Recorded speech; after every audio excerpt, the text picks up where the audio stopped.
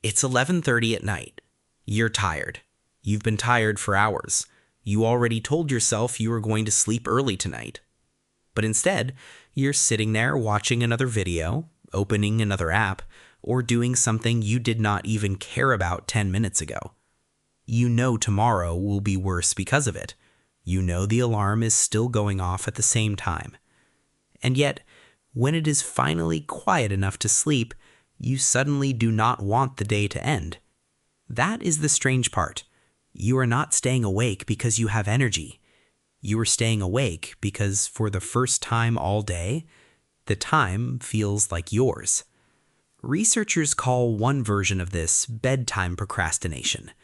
It means going to bed later than you intended, even though nothing outside your control is stopping you. At first, it sounds like a simple discipline problem. Put down the phone, turn off the television, go to bed. But that explanation misses why the phone becomes so difficult to put down, specifically at night. Because most of the day is not really made of choices.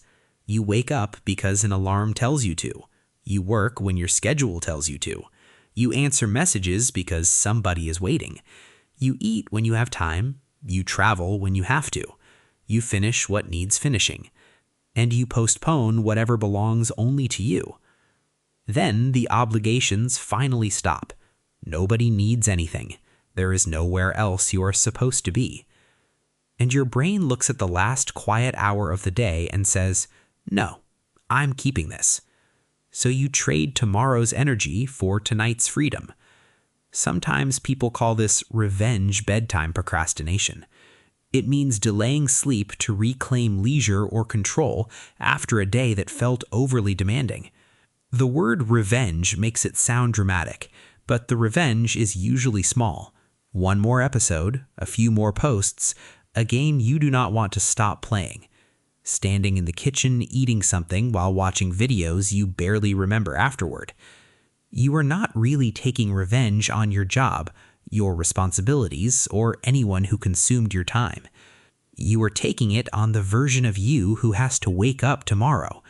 And the unfair part is that nighttime you doesn't fully feel tomorrow's morning's exhaustion yet. The reward is happening now.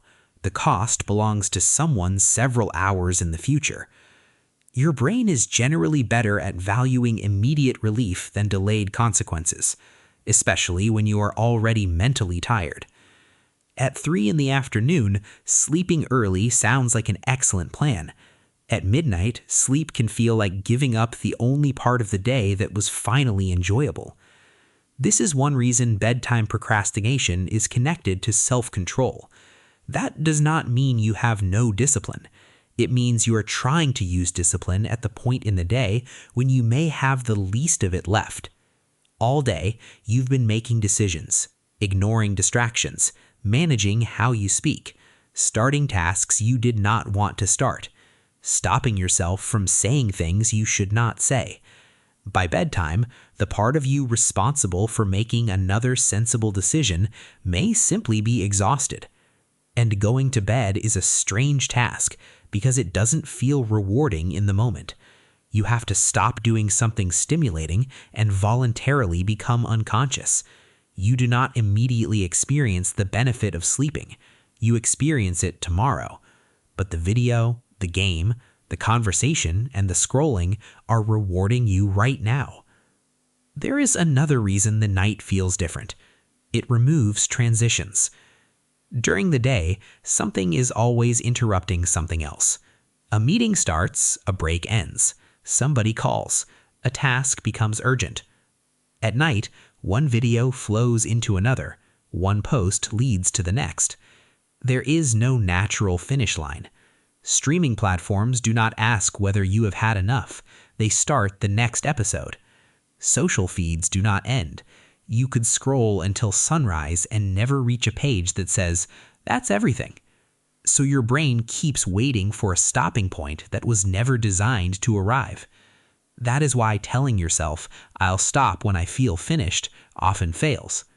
You will not feel finished. The system is built to remain unfinished.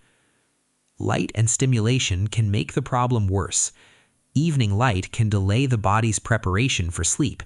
Engaging content can keep your attention active even when you feel physically tired. But the screen is often not the original cause. It's the tool you use to avoid ending the day. Take the phone away, and some people simply replace it with a laptop, a television, cleaning, reorganizing a drawer, or staring into the refrigerator. The real resistance is not always, "I need more entertainment." Sometimes it's, "I'm not ready to return to a life where my time stops belonging to me." That is why the habit becomes stronger during stressful periods. When the day feels satisfying, sleep may feel like a natural ending. When the day feels empty, controlled, or unfinished, bedtime can feel like surrender. You think, "That can't be it. I worked all day. I dealt with everything. And now I just go to sleep?" So you extend the day, hoping the extra hour will finally feel complete.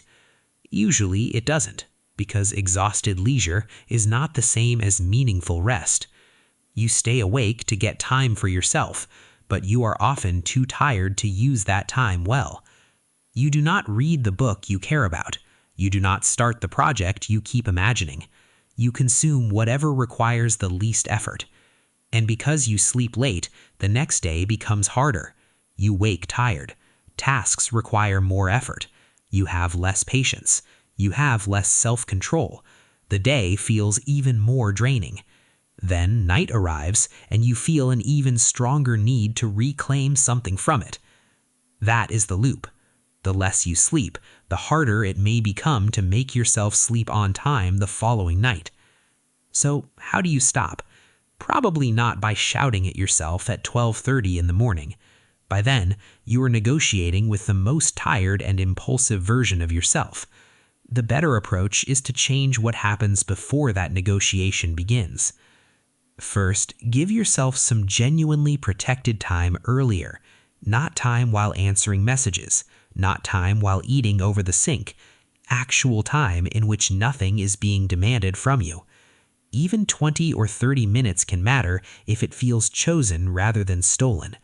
Because when the only freedom in your day begins at midnight, you will naturally resist giving it up. Second, create an ending instead of waiting to feel finished. Choose one clear final action. When this episode ends, the television goes off. When the clock reaches this time, the phone charges outside the bedroom. When I finish brushing my teeth, I do not reopen anything. The decision needs to be made while you are still capable of making it, not after an algorithm has been feeding your attention for an hour. Third, make going to bed feel less like losing.